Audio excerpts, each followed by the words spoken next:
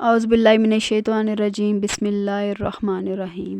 السلام علیکم پیارے دوستوں، امید ہے کہ آپ سب خیریت سے ہوں گے۔ آج میں آپ سے حضرت سلیمان علیہ السلام اور ملکہ بلقیس کا دلچسپ واقعہ بیان کروں گی، اس لیے میری ویڈیو کو پورا دیکھنا اور پھر اپنی رائے کا اظہار کمنٹ باکس میں کرنا۔ حضرت سلیمان علیہ السلام اللہ تعالیٰ کے مقرب پیغمبروں میں سے ایک تھے۔ اللہ تعالیٰ نے آپ علیہ السلام کو نبوت کے ساتھ بادشاہت بھی عطا کی تھی، اور نہ صرف انسانوں کو بلکہ ہوا، جنات اور چرند پرند کو بھی آپ کے تابع کر دیا تھا۔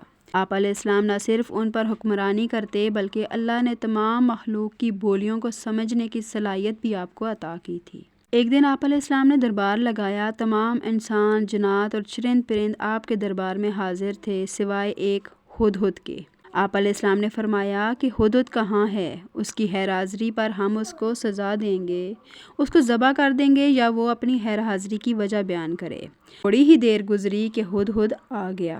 وہ ایک بہت اہم خبر لے کر آیا۔ اس نے آپ علیہ السلام کے حضور عرض کیا کہ سبا شہر میں نے ایک عورت دیکھی ہے جو وہاں حکومت کرتی ہے۔ اس کے پاس ہر طرح کی طاقت کا سامان ہے، اس کا بہت بڑا تخت ہے۔ ملکہ اور قوم کے لوگ سورج کی عبادت کرتے ہیں اور اللہ کو چھوڑ کر سورج کو سجدہ کرتے ہیں۔ ہر شیطان نے انہیں اللہ کے راستے سے روک رکھا ہے۔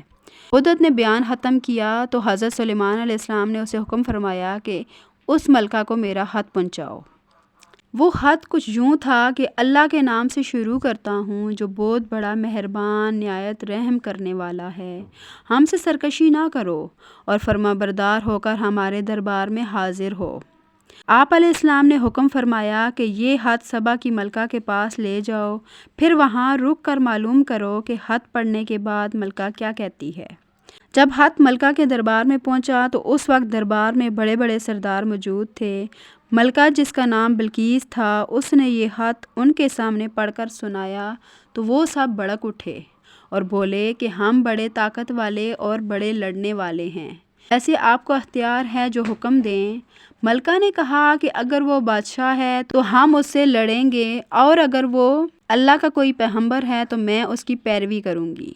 میں اس کی طرف چند تحفے تحائف روانہ کرتی ہوں، اگر اس نے قبول کر لیے تو پھر ہم ایک بڑی طاقت کے ساتھ اس پر حملہ کریں گے، اور اگر قبول نہ کیے تو پھر وہ کوئی اللہ والا ہے، میں اس کی اطاعت قبول کر لوں گی۔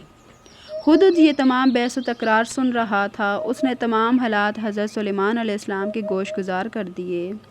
ادھر ملکہ کے ایلچی تحفہ لے کر آپ کی طرف روانہ ہوئے۔ حضرت سلیمان علیہ السلام نے جنات کو حکم دیا کہ دربار کی طرف آنے والے تمام راستوں کو قیمتی سونے اور جواہرات سے سجا دو، اور تخت کو سونے کا بنا دو جس پر ہیرے اور یاقوت جڑے ہوں۔ جب ملکہ کے بندے آپ کے پاس حاضر ہوئے تو آپ نے فرمایا کہ مجھے جو اللہ نے عطا کر رکھا ہے، کیا تمہارے تحائف ان سے قیمتی ہیں؟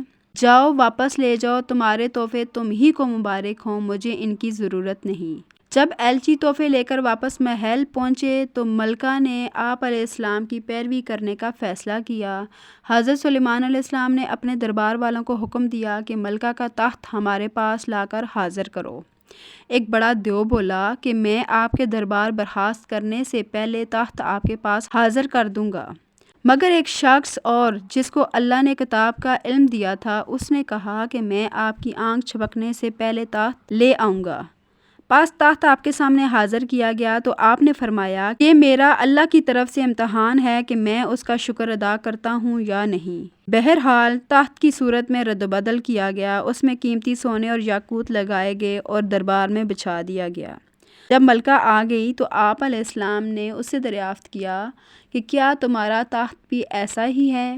بلقیس نے جواب دیا کہ یہ تو بالکل ویسا ہی ہے، اور ہم تو پہلے ہی آپ کی شان و شوکت اور قوت و طاقت کو جانتے تھے اور آپ کو مان گئے۔